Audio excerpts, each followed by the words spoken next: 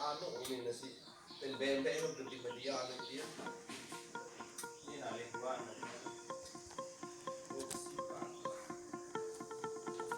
Ini yang gua seling.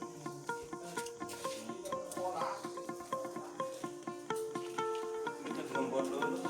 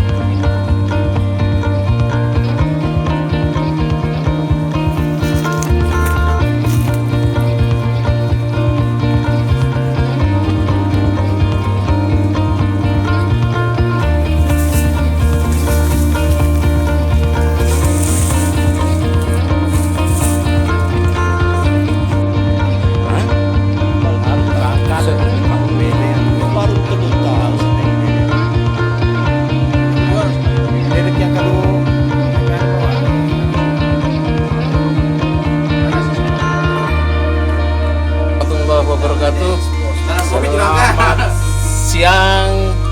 Kali ini saya berada di kebunnya Komandan Gunejas, Gune Bonsai. Kita akan berbagi diskusi tentang budidaya kimeng.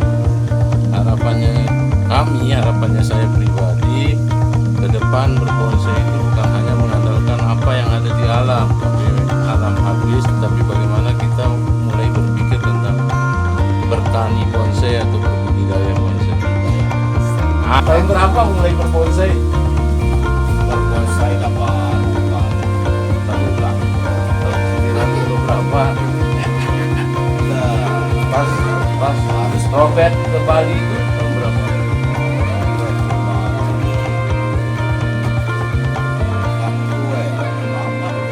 Makanya itu kan berhitung dari sana ke sini. Dari tahun berapa? Tahun 2007. Kemudian budidaya kimeng tahun mulai nanam kimeng 2009 2010 berarti sudah 11 tahun ya berbudidaya dengan santai katanya beliau. Jadi ya, siap. Jadi rekan-rekan, kimeng ini adalah salah satu bahan bonsai di mana proses pertumbuhan dan perkembangannya tidak terlalu sulit. Kemudian nilai plus ekonominya adalah kimeng ini termasuk bahan yang lumayan mahal. Kalau di nasional kalau di tingkat nasional kimeng ini bisa sampai 100 juta bahkan miliaran per satu jenis pohon. Apa kendala-kendalanya selama Pelungguh tanam budidaya kimeng? Kendalanya kalau udah tumbuh ya nggak usah disiram, itu namanya enaknya budidaya. Lain dengan di pot, lelah kita nyiram atau di bedeng, lelah kita nyiram sampai berliter-liter kan. Ya, nanam soalnya. Kalau hamanya enggak ada ya? Hamanya itu teman sudah. Banyak yang kena nanti ini sama video ini, Pak. Padahal ini adalah nilpun. Ada yang baik pelanggannya ini. Nah, itu kawan-kawan. Jadi kalau berbudidaya kimeng itu dengan santai, dengan senang katanya, malah tidak terlalu butuh perawatan yang ekstra seperti di pot. Nah itu budidaya Yang kawan-kawan. penting kita pengarahan udah kita arahkan, nanti sekali 6 bulan kita akan lagi. Oh iya. Kontrol aja, kalau udah diarahkan kan kontrol ya, nunggu prosesnya aja. Nah, gimana biar cermat memahami mana depan belakang, kemudian bagaimana pembentukan batang yang baik itu, ciri-cirinya gimana kalau bonsai kimeng ini? Ini depan belakang sih ketua itu nih. Ya kan Ya, sih dia mana yang tahu. lebih enak dilihat sih itu depannya kan. Ya. Contoh bebalu misalnya. Kalau montok Kat, ini kat, Pak, ya, kat. Lihat, kalau pinggulnya lebih enak ya dari belakang kita lihat itu lebih enak kan gitu. Sohe no. Oh. Apa perlu dikat ini? Tidak perlu ya. Betul. Kalau di Persik yang depan belakang bisa aja kita pilih mana depannya. Ini arah WA. Oh ya. Ini kiriman. Beliau ini termasuk di Lombok Timur, khususnya Kabupaten Lombok Timur.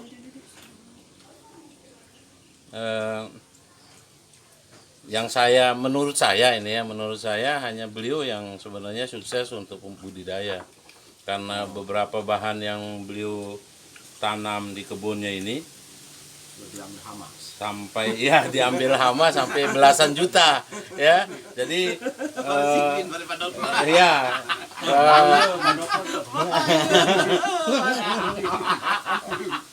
jadi bahannya kemarin yang terbaru itu diambil sama pada harga 11 juta. Sebelumnya juga sempat mampir di rumahnya Pak El Nasir. Pak El Nasir itu 3,5 untuk ukuran bahan, ya, ukuran bahan. Kemudian belum yang 1 juta yang di Epok. Kemudian, nah, apa tip dan triknya sehingga bisa seharga begitu, Pak? Ya, berembe polanya itu, pola tanamnya itu, bagaimana prosesnya sampai dia bisa sampai harganya belasan juta lah untuk bahan saja. Ini yang nggak tahu, ini mungkin orang jogang begitu. Coba tanya yang beli dulu, kenapa dia mau beli segitu? Nah, Pak Nasir, kenapa mau beli bahan itu 3 juta? Kualitas bahan, Om.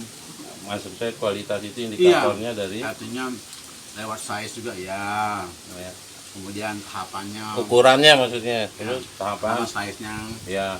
Kemudian tahapan prosesnya itu kaki-kaki sudah mulai terbentuk, ada lengan-lengan sudah mulai lihat berotot. Ini baru. Tapi rata-rata formal ya yang beliau Ya, ya. yang beliau Itu memang karakter Kim yang itu formal. oh, formal. Beda Ya. dengan Orang unik segitu gina ada. sangat jarang yang tidak ada pernah kita lihat Kim yang itu keskit jarang. Agak ini kan agak Karakter alamnya memang formal kan. Baik, kita lanjut sekarang. Apa latar belakang tanam bonsai lah, bonsai kimeng. Bagaimana sejarahnya? Sila Pak Jas, sambil dijawab pelan-pelan saja. Latar belakang kita pelihara kimeng ya karena kita lihat prospek kimeng ke depan itu memang lebih prospek lah, lebih apa ya namanya itu, Menjanjikan. lebih menjanjikan Harganya ya. harganya dibandingkan dengan Are. are. Ini bukan saya ngomong, bukan saya. Terus kemarin sejarahnya beli berapa pertama? Sejarah beli bahan kimeng. Dulu stekannya kecil-kecil sebesar jari gini, nah, 10 biji itu 100.000. 100.000. Nah, itu dasarnya kita tanam tahun 2009. 2009. Itu kita gabung sehingga jadi besar banyak kayak begini ya itu. Kita karena kita liarkan. Nah, bukan kita apa namanya berniat untuk jadikan bonsai aja ya sebagai pohon pelindung di kebun supaya adem lah gitu. Itu aja sih sebenarnya. Tapi karena ada yang mana yang ditawar 25 sekarang? nah itu rahasia itu. Oh rahasia ya. Ada bahannya beliau ditawar 25 juta teman-teman belum, untuk satu bahan. Baik, kita masuk ke season terakhir ini ya. Bertanya-tanya tentang budidaya kimeng ini, apa pesan beliau terhadap kita yang masih junior karena beliau ini sudah senior kalau dari tahun mulainya tahun 2009 budidaya 2009, berarti sebelumnya sudah mulai berbonsai Pak Jas ya. Sekedar Dari sekedar tahun senang. 2000-an berarti. Ya sekedar awalnya sih sekedar sih. Tahun Ya, berapa itu Ya sekitar? sekitar tahun 2007 lah. Mulai Waktu 2007. Aspak di Bali itu 2007 ya. senang lihat bonsai itu. Lihat kimeng bagus di sana, jadi tertarik dengan bahan kimeng itu sih. Memang awalnya memang mahal ya Bu, kimeng ini ya. Mahal dulu, sekarang kan udah banyak kita dapatkan, kalau dulu masih langka kan. Dan kimeng ini teman-teman bukan pohon endemik ya, bukan asli Lombok, karena asli Lomboknya itu namanya beringin hitam atau apa Bu? Ipre atau bunut bedang kalau bahasa Lomboknya. Kalau kimeng ini satu keluarga sebenarnya dengan ipre itu, tetapi bedanya di daun. Nah, agak kecil, kemudian apa Sama asal sih. asal ya, ini dari Thailand. Taiwan kalau ini. Oh, beringin Taiwan, beringin kimeng ini ya. Baik, kita minta kesan dan pesan beliau untuk kita yang masih junior ini kembali ya, mudah-mudahan Junior, kita sama-sama junior nih, jangan. kalau saya ini guru saya ini masih ada fotonya ternyata dia ya. Ya, ini guru saya Pak. Nah itu dia yang telah menjerat saya jatuh ke lembah perbonsaian. Kalau oke, silakan pesan-pesannya Pak untuk teman-teman yang Ini udah cocok kita junior ini memberikan pesan-pesan senior ini. bagaimana supaya alam kita lestari lah Pak. Oh, Ya begitu. kita kampanye supaya jangan sampai di luar pembonsai yang sering merusak alam kan. Ini maksudnya bukan mau apa, kita hanya sekedar saling mengingatkan sesama pembonsai, itu saja. Mungkin silakan Pak Komando. Ya, kalau pesan-pesan untuk teman-teman pembonsai ya mari kita berbonsai dengan budidaya. Bolehlah kita berburu, tapi pilih-pilih lah, jangan asal sembarangan kita buru. Semua diambil ya, pilih-pilih lah, jangan mana yang kelihatan prospek untuk dijadikan bonsai. Jangan asal tabas gitu aja, sedongkel gitu kan. Ya. Dan janganlah kalau kelihatannya seperti akan merusak alam, seperti tebing-tebing yang akan bikin longsor ya, kita tinggal atau kita ganti dengan pohon yang baru, itu aja. Ya, reboisasi tetap ya, tetap penghijauan. Mungkin seperti itu karena Ini apa sih?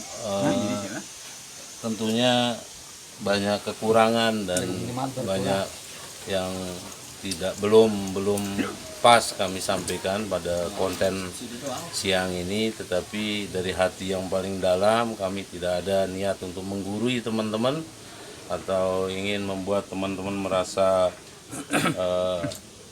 merasa sungkan dengan ungkapan-ungkapan kami. Kami hanya sekedar ingin berbagi tips, berbagi ilmu bahwa berbonsai ini banyak mekanisme yang bisa kita gunakan, banyak cara yang bisa kita gunakan, bukan hanya mengambil bahan langsung di alam, tetapi bisa dengan cara stek. Malah Pak Jas tadi cerita beli stek 100.000 dapat 10, kemudian itu yang berkembang seperti yang di video tadi, bagaimana rupanya besar-besarnya sampai ada yang sudah terjual tadi kita cerita kan.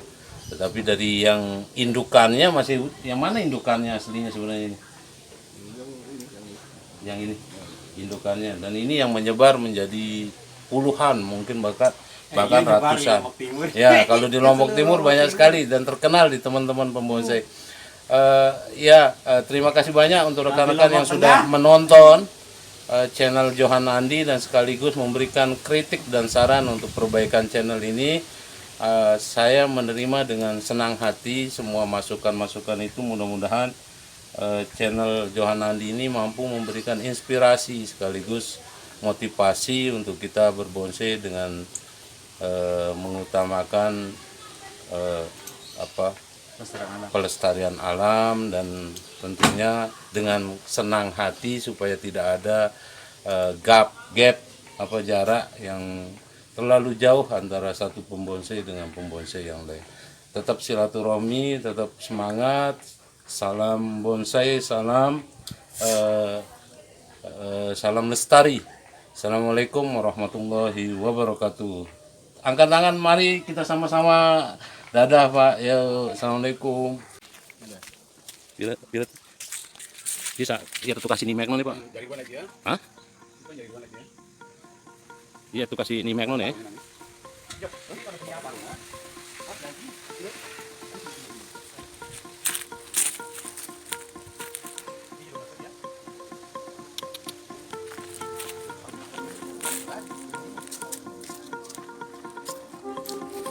Sampai mana? Sampai ke nimek mah? Ya.